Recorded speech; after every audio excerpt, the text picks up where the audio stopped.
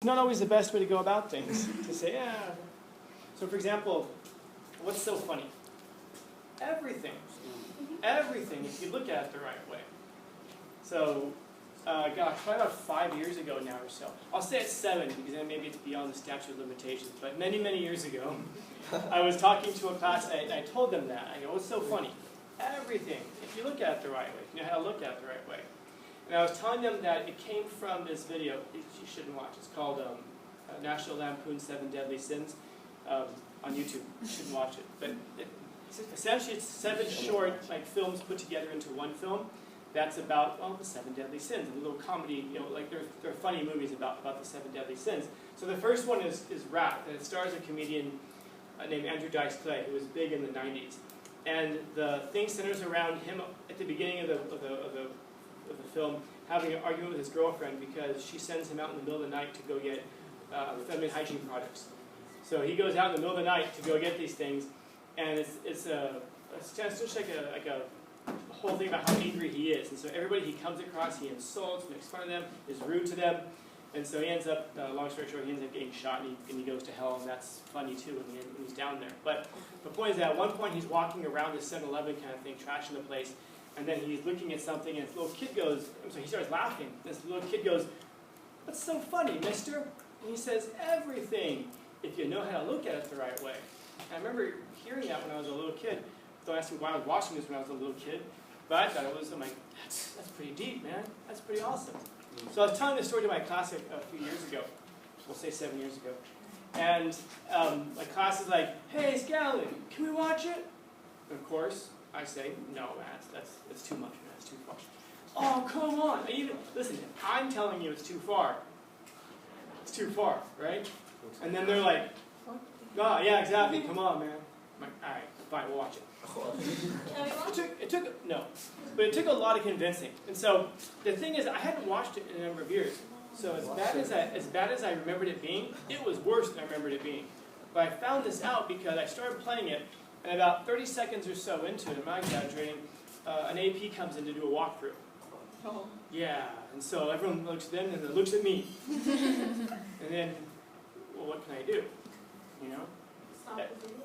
Could stop, no, but legitimately, what could I do? Nothing. Yeah, not stop the video, because every once in a while, you gotta recertify the crazy credentials.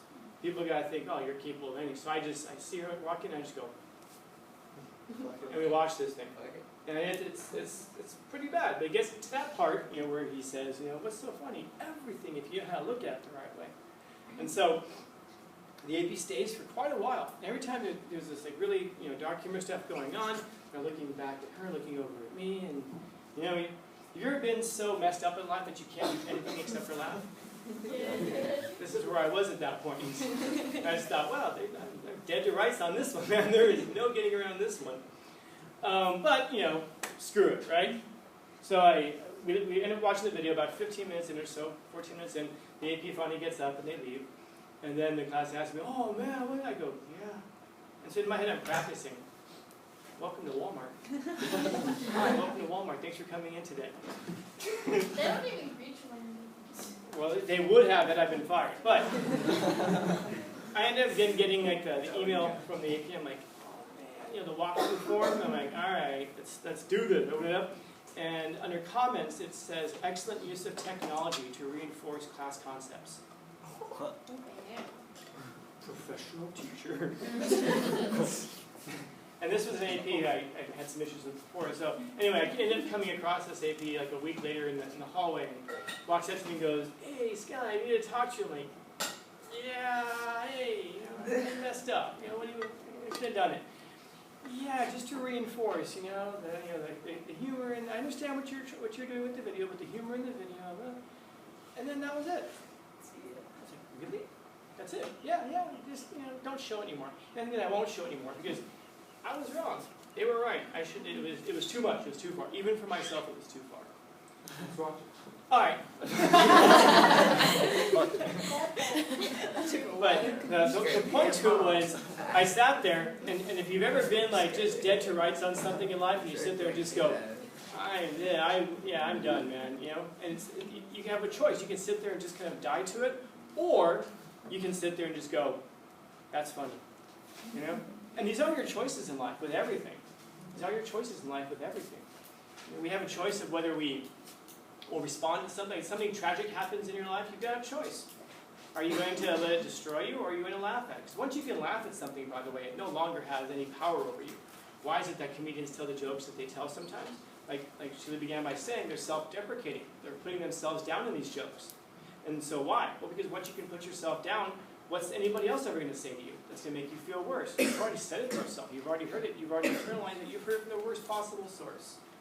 You know, so this is why I tell jokes like, remember before, what did my dad say to me when I was 3? I asked you already? Mm-hmm. Nothing. He just left.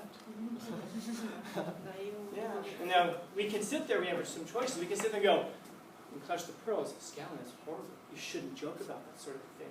Well, what's my choice? I have a choice. I can sit there and be forever demolished by this thing, and then be ultra sensitive. And by the way, if you're offended by that, I have to be very careful. I can offend you with that. But then again, what message am I sending to you if I say something like that? Well, what I'm saying is, you're so weak and you're so demolished by the circumstances of life that I have to be very careful with you because you're so fragile. Well, if I keep sending the message to you that you're fragile, you're fragile, you're fragile, you're fragile, what are you going to think about yourself? That you're fragile, that you're not strong. And by the way, you need me to come along and protect you from those evil things because you're so weak and because I'm so wonderful and strong and great. No. Immediately, as soon as I say I can't joke about something or joke about somebody, I now make this relationship. I'm up here, and you need me to protect you. And this is what comedians get at. Comedians make fun of everybody. Why? Because comedians recognize that everybody is strong and resilient, and that this is how it is that you become stronger, because you face these tragedies in life. When I make a joke like that, by the way, is it tragic when parents leave? Yes, of course it is. Joking about or making a joke about does not make it any less tragic. Of course it's tragic. But maybe. Of course it's tragic. But if we can laugh about it, well then now we take away the strength of it, the power of it. Like what's so funny? Well, everything, if you can look at it the right way. What is it that can make you stronger? Everything, if you approach it the right way. If instead we approach these things in life, these tragedies of life as, yeah, my relationship didn't work out. You know why my relationship didn't work out? Because my dad left me when I was 3. Okay. How long are you going to allow something like that to damage your life? Again, it isn't saying, oh, get over it. That's not what it is. What it is saying, get over it. Come on. Because it's holding you back in life. The things that continue to, the tragedies in our life that we allow to dominate us this way, they're holding us back in life. So those really are your choices. Do you allow yourself to be held back in life? Or do you move past these things and become stronger for them? Remember, what doesn't kill you makes you stronger. It wasn't Taylor Swift, right? It was Friedrich Nietzsche. He said, what doesn't kill me makes me stronger. And he's saying something he really means by that, by the way. If it doesn't kill you, then it can make you stronger. Not that it does, it can. If you overcome it, if you approach it the right way. And so comedy is a great way of doing that. It's chaos, it's emotional chaos. It's terrible things that we've gone through, but we remember them later on. And we're like, that was okay, it was funny, I guess. You ever go through something tragic and you say, well, someday we'll be laughing about this. Wouldn't it be great if today's that day? The tragedy happens today and we can joke about it. Remember, laughing about something, just because something's tragic doesn't mean it's not funny. And by the way, just because something's funny doesn't mean it's not tragic. It goes in both directions. It's just how it is that you choose to respond to it. Yeah. Okay, so